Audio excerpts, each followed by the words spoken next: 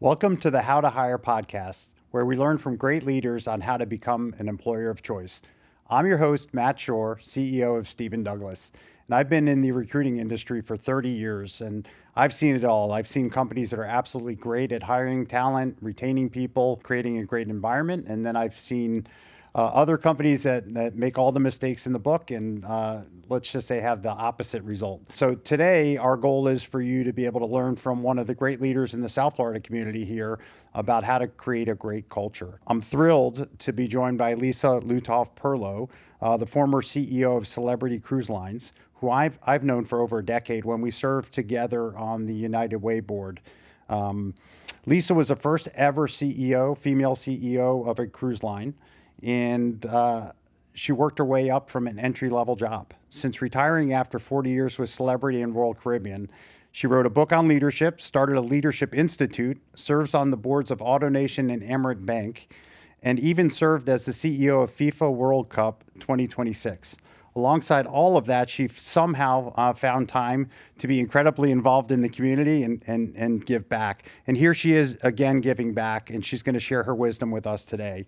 Thank you again, Lisa, for being here. I appreciate it. It is an absolute pleasure and honor to be sitting here beside you, Matt. Excellent, excellent. So let's get into it a bit. Sure.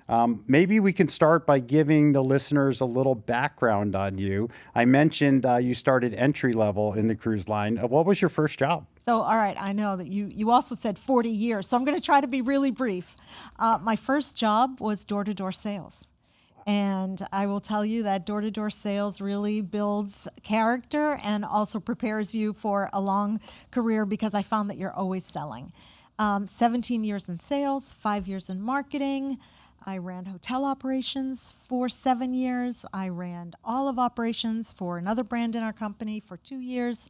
And then I became president and CEO of Celebrity Cruises after 30 years of all of that experience and long and windy road of a career. I just wonder, could you ever have imagined when you got that first job offer and you were going door to door selling cruises that you would ultimately be the CEO of the entire company? No, I mean, not in my wildest dreams. I wasn't even chosen the first time for the job. You know, I was passed over by someone else. I was number two. I was the number two choice. So, but I just kept fighting for it because it was something that I really wanted. But my only ambition and goal was to be the vice president of sales. Oh, and wow. that's how high I thought I would get. And that's what I was working really hard to do. And I had 17 years of progressive sales leadership roles with that singular goal in mind. And truth be told, I never did become the head of sales. But Oh, that's so amazing I that did you were become seeking CEO. one thing out and you wound up with something even bigger. Yeah. I mean, what do you think? I mean, if you look back on it, such a large company, so much talent across the world, right? And Yeah. corporate functions and at the shipboard operations. I mean, what do you think were some of the key things that allowed you to really kind of rise up above all these other amazing people you were surrounded by every day? Well, first of all, I was in a great company that believed in that believed in moving people around, giving people more and different experiences. You create a more valuable employee. You give people experience so they can achieve and accomplish and do different things that they never thought they were going to do. So that's the first thing. The second thing was I had advocates throughout my career who saw what I was doing, who believed in me, and who were advocating for me when these types of positions and roles came about, which also enabled me to do it. And then, oh, by the way, I think I did the jobs that I had pretty well. Otherwise, of course, I wouldn't have of gotten course. that. So I think it's a combination of a lot of different things that gets you to places you never thought you'd Right, ever but the end up. culture, all right, we brought up the word culture. The culture really has to enable that, has to be set up for Yep. people to succeed, right? Yeah. And so that's an interesting comment there. And then, kind of taking it a step further, being a female in a male-dominated industry where most of the leadership as you were coming up were men. Yes. How did you break through those obstacles? I mean, it had to create some additional barriers with some kind of old school thinkers and people that were, maybe trying to keep you down. In sales and marketing, I never felt that, Okay. because those are roles in companies where there's a lot of gender balance, gender equality, and so that was a culture and an environment I was very comfortable in. As soon as I entered operations in 2005, I started in 1989. That's where I really felt the gender imbalance.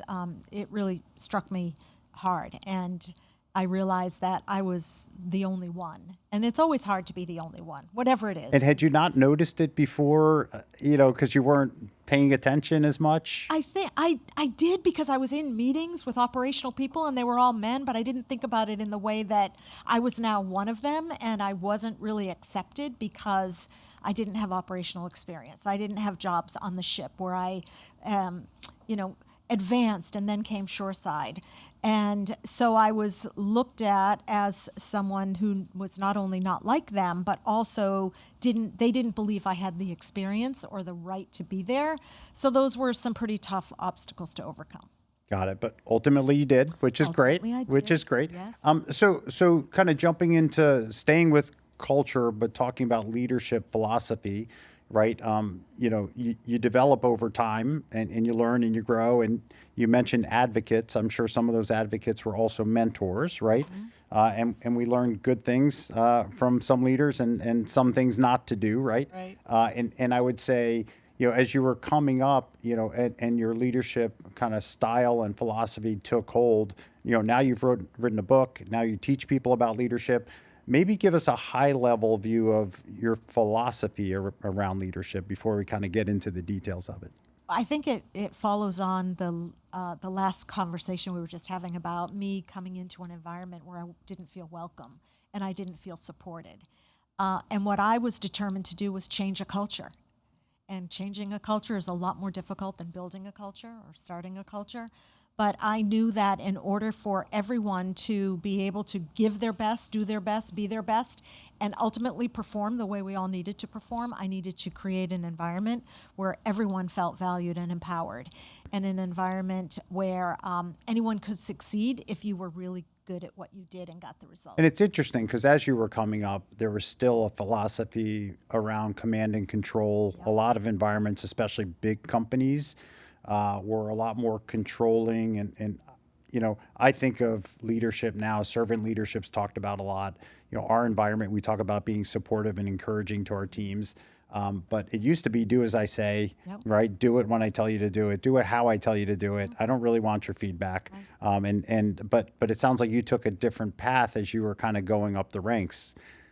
Well, I did, but add to that, I was in an environment that was somewhat militaristic. You're the captain, you're like the god on board. Your stripes, captains would think that their stripes were the reason they should get respect and that they didn't have to give it. And I had to change the culture to say you get respect because you earn respect. Yep. And so you're in this hierarchical culture, in addition to a male-dominated culture, in addition to a culture of over, people from over 70 different countries around the world, where some were treated better than others. And imagine dealing with all of that and trying to change that culture in a way that was more productive and actually performed better. And that was quite an undertaking as I think back on it now.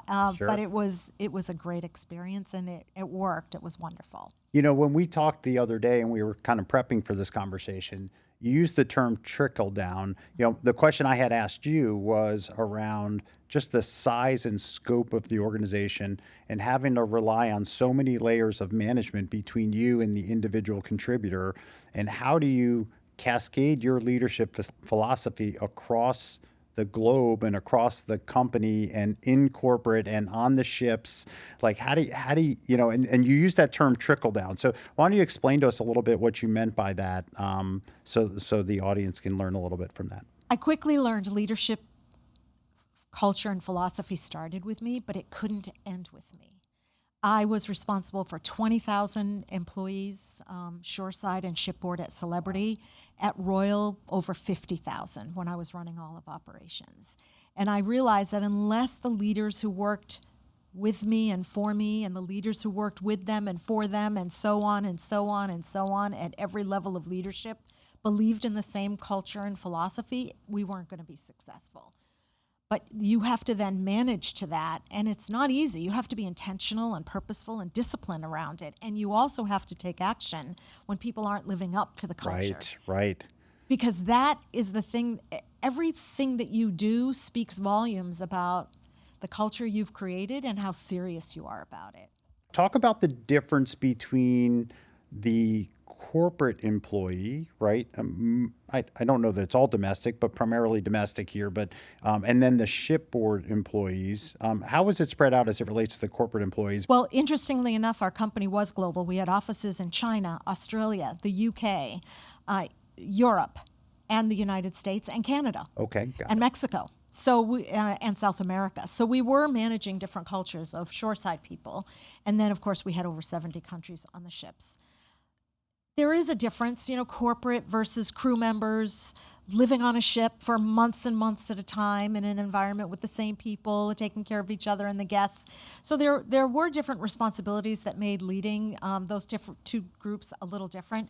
But what you realize at the end of the day is all human beings want the same thing, especially in a leader. So it didn't matter if they were shipboard or shoreside. They wanted respect. They wanted to be respected for who they are, living their lives the way they lived, whether they were black, white, male, female, sexual orientation. It didn't matter. It was how am I seen and how am I valued? And so you apply a lot of the same methodology across everyone that you lead. And I learned that people aren't very different in terms of what they're looking for. Yeah, that's really interesting, and because you're talking about different levels of compensation, different levels of responsibility, right? And different aspirations in a lot of cases. For folks who don't know the cruise line industry, maybe they haven't even cruised. Like, how many different types of businesses are operating at one time, right? Like, so you have retail, you got restaurants. I mean, talk about the different types of functions and areas of responsibility. You're running cities at sea. I mean, they are their own microcosm of society. We have entertainment, we have casinos, we have spas, we have restaurants, we have a hotel that we have to take care of the hotel rooms. We're doing shore excursions. We book air for people. We transfer people. The logistics of getting what needs to get to a ship all over the world, supply chain. It's just incredibly complex. Oh, and by the way, and electrical and plumbing, and I mean, just building the ship. add in Wi-Fi and making sure all the technology is working properly, and satellite communications. It's just a fascinating business, and people don't realize how multifaceted it is in running it. So when you were coming up, the industry exploded, right? I mean, growing up in South Florida since I was 13, I watched the cruise lines go from a few ships to hundreds of ships, and all of those companies just got massive. And a lot of competition in South Florida, but competition all over the world for talent. Like, how did you all compete with all the other cruise lines that were out there trying to recruit the same people and trying to recruit each other's people and all that sort of stuff? I mean, what were some of the things that you did that differentiated you, as a company to attract and retain those folks? I think there were two main things. One is our brand. When you think about our company, because all of the brands within the Royal Caribbean Group are best in their class, regardless of the category of cruising that they're sailing in. So that was clearly something that people wanted to be a part of. We all want to be part of a great product or brand. Right. And then the other was the culture that they were coming into. And I would talk to so many people, whether they were on the ships or even shoreside people that I got the opportunity to sit across from and interview, and ask them, why do you want to come here? And they say, because of your reputation, and because of the culture that you've created, and because of all the people that I talked to before you, who all believe in the same thing. They have the same passion. Everybody's rowing in the same direction. You're all after the same goal, and you all know what your North Star is. And I think those are the things that make people want to be part of your company and your brand, where every company is competing for talent. And so you really have to have a differentiated proposition.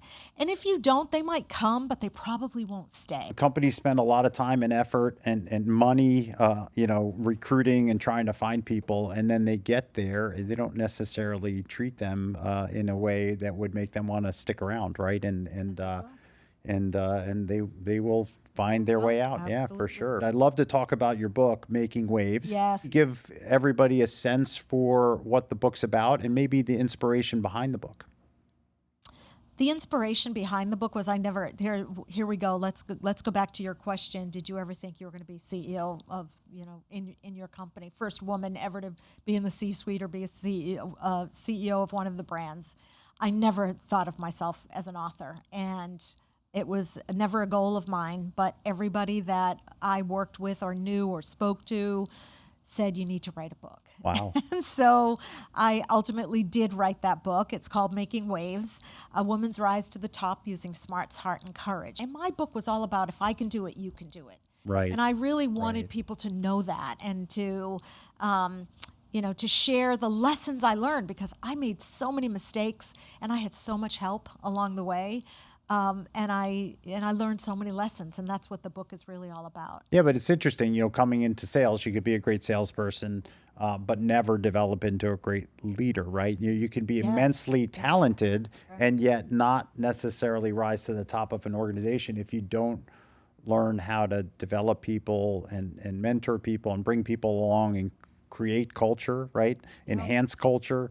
And it's fascinating to kind of go in, at the very bottom, right? And then work your way all the way up to the top. And so I think when you wrote the book, right, you talk about COVID a bunch, right? Because of the Start with it. Yeah. It was the big elephant in the room. I had to start. My first chapter had to be sailing through the storm and start with COVID. And for an outsider looking in at the cruise line, we used to say, gosh, this is really hard, kind of working through, trying to lead through. I'm in YPO, talking to other CEOs. How are you managing things? Kind of, the great unknown of how long are we going to be out? What do you do if somebody gets COVID? All these different questions. And we used to say, could you imagine running a cruise line, like where your business is completely shut down, but yet you have to keep these ships running and out at sea? And I mean, thousands and thousands of employees and all the costs that go associated with that. Talk a little bit about, keeping people focused and keeping people energized and, keeping people's confidence up that they're going to have a job, right? I mean, it was such a scary time to think about that, and you touched on it in the book. So yeah, it was really hard, but I learned so much about leadership even during that time. I'm a pretty hard driving leader. I'm empathetic and I'm fair and I'm empowering and I create a mutually respectful environment, but I also have really high expectations and there's a high level of accountability, and all of those other things were wonderful. But if you're not doing what we need to do and get the results that we need, then this probably isn't the right place for you. And then I had to turn inward to think about, all right, well, we're not booking any business right now. We're not getting any net promoter scores anymore. Right. No revenues. No revenues. We're not sailing. We're not taking care of guests. Now what do I do? And how do I keep people inspired, motivated, hopeful, confident, when most days even I wasn't sure, It's like 3 months turned into 6, 9, 12, ultimately 15 months out of business, borrowing billions to stay afloat. Pardon that bad pun, but oh no, without a doubt, and not very very expensive debt too. Yes, right? Very expensive debt. Yeah.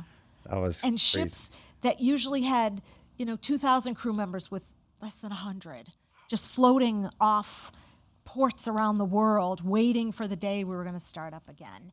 And listen, we all as an industry wallowed in what we were going through, but one day I woke up and said, all right, I can't do this anymore. I've got to look for the silver lining in the COVID-19 cloud.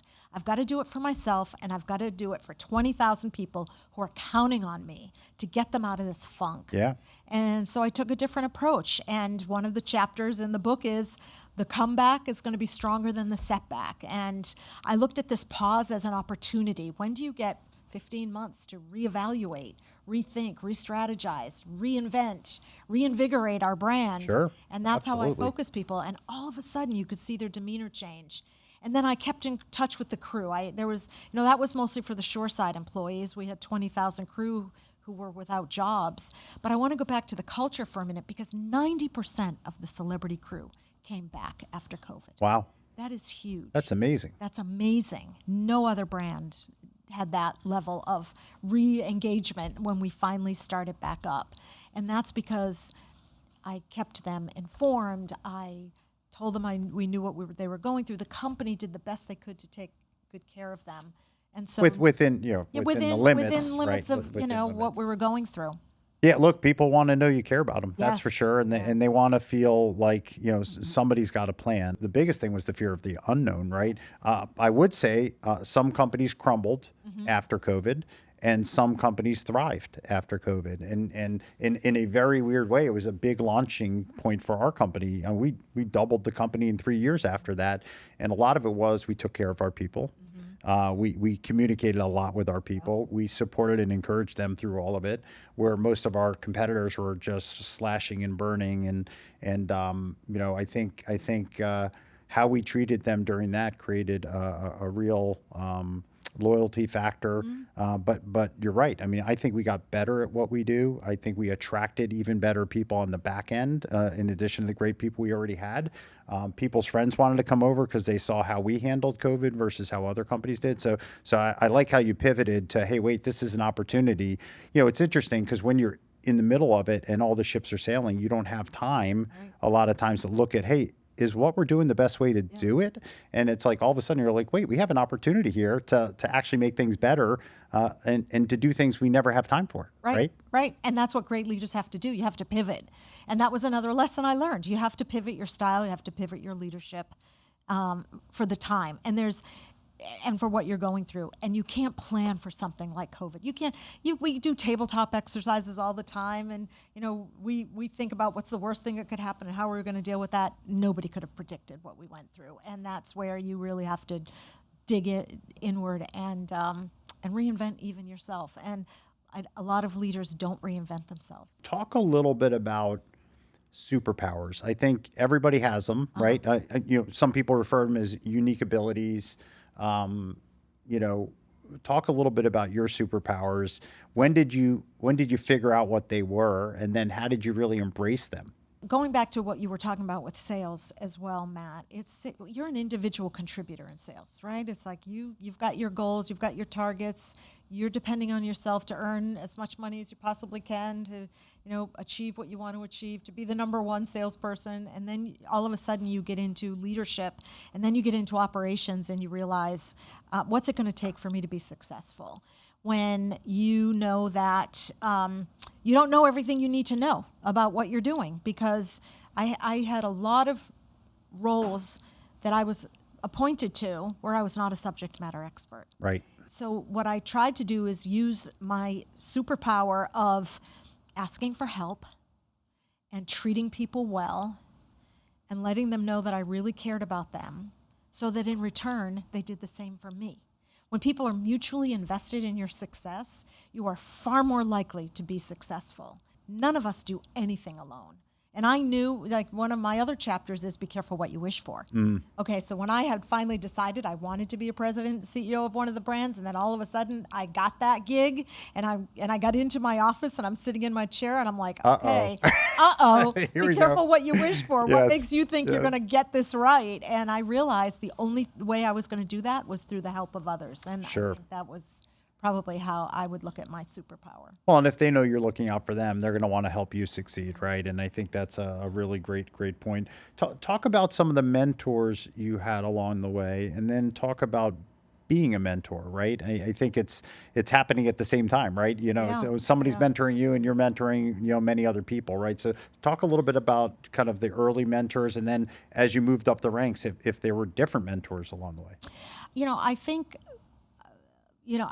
people are mentors passively and actively, right? I was a mentor actively in every engagement I had with whoever I was working with.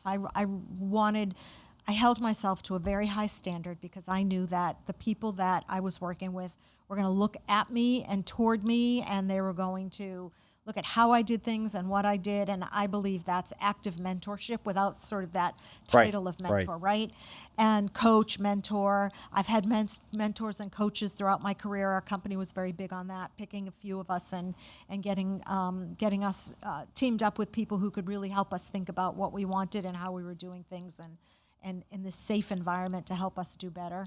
And then I've had some, mentors that I remember I would probably say Richard Fain in my career was probably my biggest mentor, because he took an active interest in me at a certain point in my career, and he was the one that was ultimately going to be responsible for me getting the gig that I really Yeah, wanted. that's amazing. And only up until he spent that time with me did he get to know me well enough to feel comfortable. You know, the book goes through all my no's that all those objections I overcame to finally getting a yes to get into that role, and that was because someone took an active interest in me and mentored me. Yeah, and I like your point about the more organic mentorship that happens day to day. Every time you interact with an individual contributor, middle manager, executive leader, it's like you've got an opportunity to show them, how to treat people, how to behave, how to operate, right? How to make decisions, all those sorts of things. So that organic approach is really great. It's in the book, but I will never forget when I would say to someone, okay, so how did you make the decision you made? And, why did you do what you did? And they would say, a lot of he's, because I was in an industry with a lot of men. I asked myself, what would Lisa do? And that's like the most supreme compliment that you can get as a leader, that when people are faced with a decision that they could go a bunch of different ways on, that you had an impact that made them ask themselves, what would Lisa do in this? Yeah, that has to feel great. So if there's a leader out there listening, watching that is struggling with turnover, worried about culture, not maybe getting negative feedback, what are some of the steps they can take to maybe turn things around in their department, their company, however big the scope of their responsibilities are? Well, ask for help, to find out what's driving some of those things, and be willing to address them and change, and be willing to be honest and vulnerable. There were many times I had to walk into a room and say, guys, I screwed up, or I didn't handle that well, or I need help figuring a way out of this. And when you do that, and when you put yourself in that type of a situation, people respond and react to you very differently. And so many leaders think they need to be the smartest person in the room. And, they live with the results that they're getting with turnover, or people not being happy. Are your people engaged? And if they're not, why? And be willing to put in the hard work to make yourself a better leader and a better human being, because obviously you lack some of those skills that are garnering loyalty and the best results you can possibly get. And unless and until you do that, you're not going to be successful. So that's why I never understand why people don't do more of that.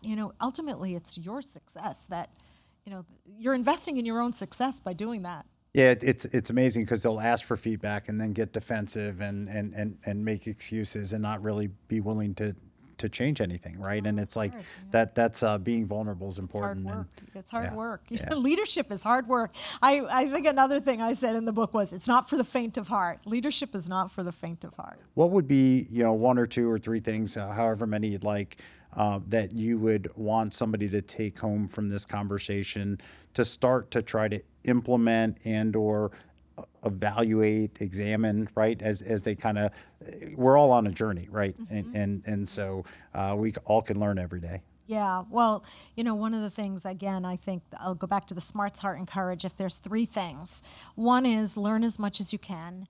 And with smarts, I always say that doesn't mean that you're the smartest person. Be smart enough to know you're not, and hire for your gaps. The leaders always want, I remember even talking to colleagues, and unless and until you ask for help, you're not very smart. And it's not a sign of weakness, it's a sign of strength. People underestimate heart. And when you lead with heart, it's the discretionary effort you get back is priceless. And so dial up the heart. And just because you're dialing up the heart doesn't mean you're not getting the results. It always frustrates me when people think that if you're a caring, empathetic leader, you're weak and you're swooshy and you're not getting the right results. I say just the opposite. And of the three things, courage is the hardest. And I believe the one that's needed the most. Take risks, be willing to put yourself out there, lead from the front. All of those things take courage. Be courageous enough to fail, because failing will only teach you and help you get better. So those are the things that I would say are probably the most important for leaders to find their way toward doing better. Absolutely great advice. Thank you. Thank Thank you you, for Matt. being here. My pleasure. That was really great. And you can go buy the book, Yes, Making you can. Waves. You can Yep. buy the All book, my and lessons. Yep. we hope you enjoyed the podcast here today. We'd love for you to subscribe. Love for you to go to Stephen Douglas' website and LinkedIn page and follow us. We're going to have some great continuing content coming here. And look, our goal is to give back, and we're very fortunate to have access to some amazing leaders because of what we do every day. And what I find is folks like Lisa are very generous with their time and willing to share, and we all can learn a ton from folks like her. So please continue to listen in, and look forward to seeing you next time.